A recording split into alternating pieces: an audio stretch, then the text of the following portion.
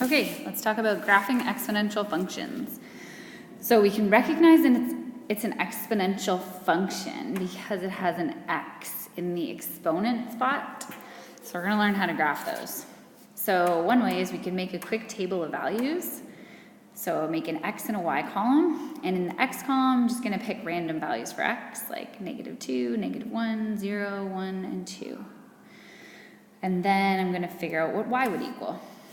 So my function is 2 to the power of x. So I'm just subbing in all of these values for x. So if I start with this guy, what's 2 to the power of -2? So if you punch it in on your calculator, you'll get 0.25. And the reason is because it's a negative exponent. Another way to write that is 1 over 2 squared. Another way to say that is 1 over 4. Which is 0.25. So I'm just going to do the same thing for the whole table. So 2 to the power of -1 would be 1 over 2, or 0.5. 2 to the power of 0 is 1.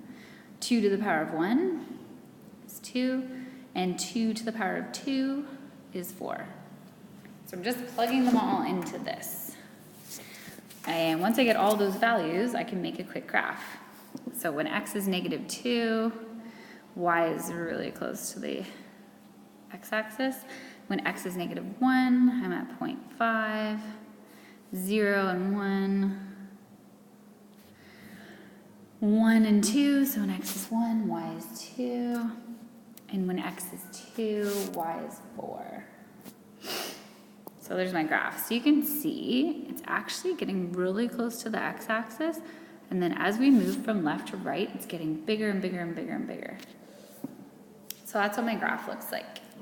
And if I want to describe some key features, right along the x-axis here, we call that line y equals 0. So that's right where y is 0. We call that our asymptote. Because that line is a line that our graph's never going to go through. It's actually a horizontal asymptote. So the red line gets really, really close to the yellow line, but it's never going to go through it. It's never going to be 0. So we have an asymptote at y equals 0. And then another key feature that we have is our y-intercept. And our y-intercept is right here. So our y-intercept is when y equals 1. So right here at 1 is our y-intercept. And most exponential functions are going to have a y-intercept of 1 because 2 to the power of 0 is 1. And at our y-intercept, x is 0. So 2 to the power of 0 is 1. Okay, let's try a different one. Okay, so we had y equals 1/2 to the power of x. So right off the bat, I know 1/2. I know because it's a fraction, I'm gonna pick really small values of x. So I'm gonna try subbing in -3 first. So if I have, whoops, sorry. Okay, I'm gonna just write that smaller.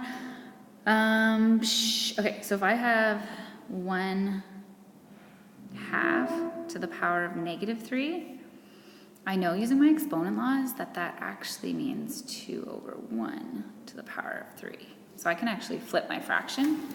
So 2 over 1 to the power of 3 is just 8. Or if you just want to punch 0.5 to the power of 3 in on a calculator, it will tell you 8. Then if I do the same thing 1/2 to the power of -2, that's just the same thing as 2 to the power of 2. So that's 4. 1/2 to the power of -1 is 2. Anything to the power of 0 is 1. And 1/2 to the power of 1 is just 1/2. So that's what my graph's going to look like. So as you're going to see, it's actually just the reverse of 2 to the x. So now when x is -3, y is 8, somewhere up here.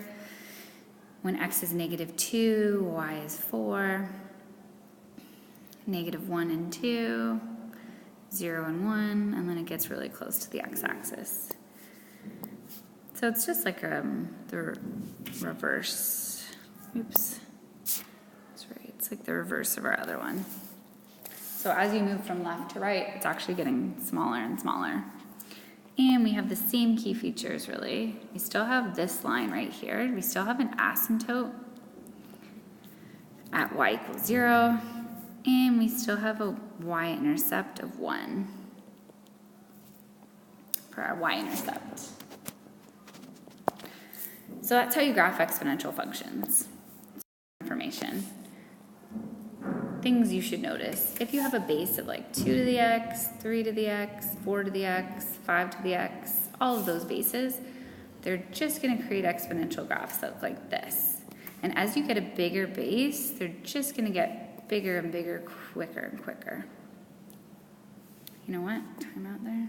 But they're all going to have the same y. So they're all going to go through a y-intercept of 1. They're all going to have an asymptote at y equals 0, but they're just going to get bigger quicker. And then same with the reverse. So if we have a half to the x, a third to the x, a quarter to the x, all these ones, they're just going to go in the opposite direction. So they're going to all have the same y-intercept. They're just going to take longer to get bigger. So like this guy could be like a half to the x, whereas the red one could be a third and the black one could be a quarter. But they're all going to have an x-intercept or a y-intercept of 1, and they're all going to have an asymptote of y equals 0. So those are your two basic exponential functions. So I should be able to throw one at you and say like, hey, y equals 4 to the power of x, what will that look like? And you could tell me, oh, like that.